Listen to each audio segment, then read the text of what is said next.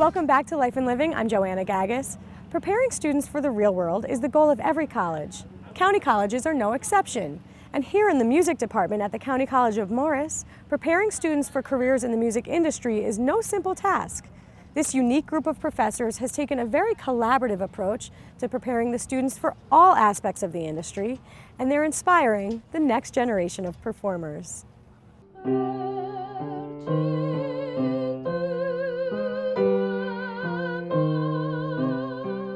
Marie-Elaine, give us an overview of the music department here at County College of Morris.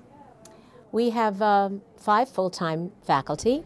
We have 30 adjuncts, and it's a big family. But the faculty is absolutely superb. They're all performing artists and very dedicated to their students and dedicated to their art.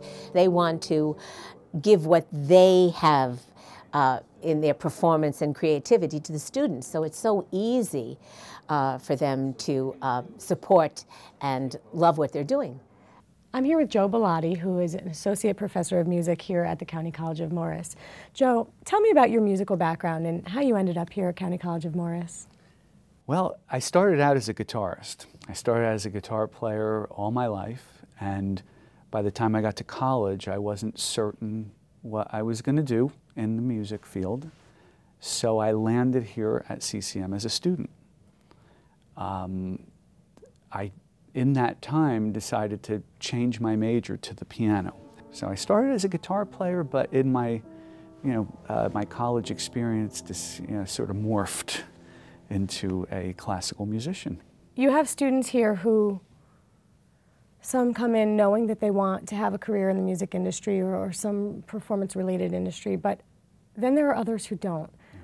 Tell me about the students who come in and you see that light bulb moment, that aha moment, where they say, this is for me. You know, it's easy to speak to this because it happened for me.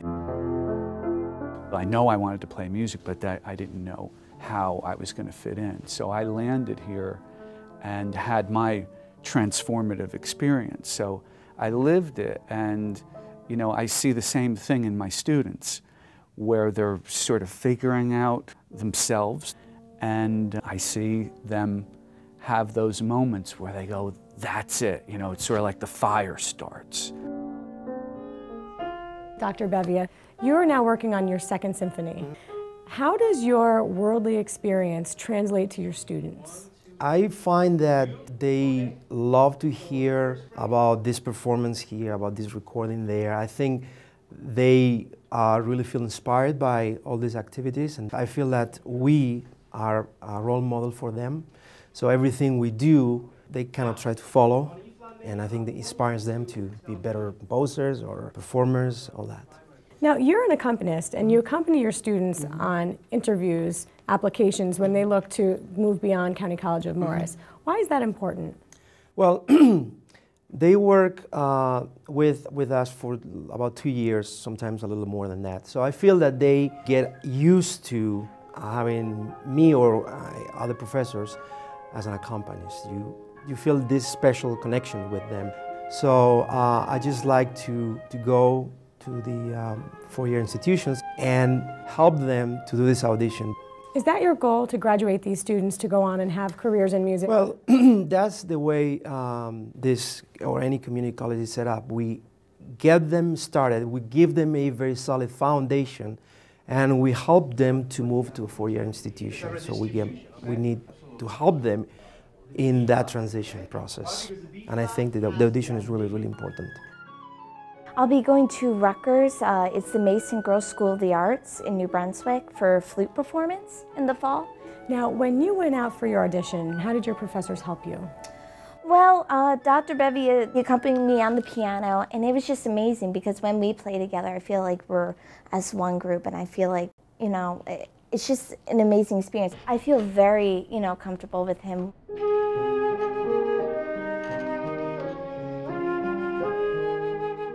There's something that you do that's unique to any other professor here in the school, and you take your kids on a trip and you go to New Orleans.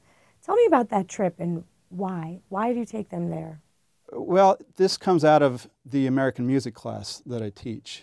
And New Orleans is a very important city to American culture. and it's one of the great music cities in the world. What has come out of New Orleans has affected all types of music in our society. Jazz, blues, gospel.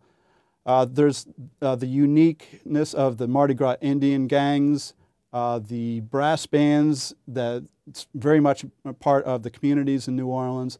That doesn't happen in Randolph, New Jersey. So it's quite a unique experience for them. Tell me about the recording major that you offer here at CCM. It's a 2-year degree. Students come in and some want to become engineers or producers, and some want to start studios. Is it a fair assessment to say that this is the more technical end of the music industry? There is a lot of technology involved, but there's certainly a creative aspect in recording.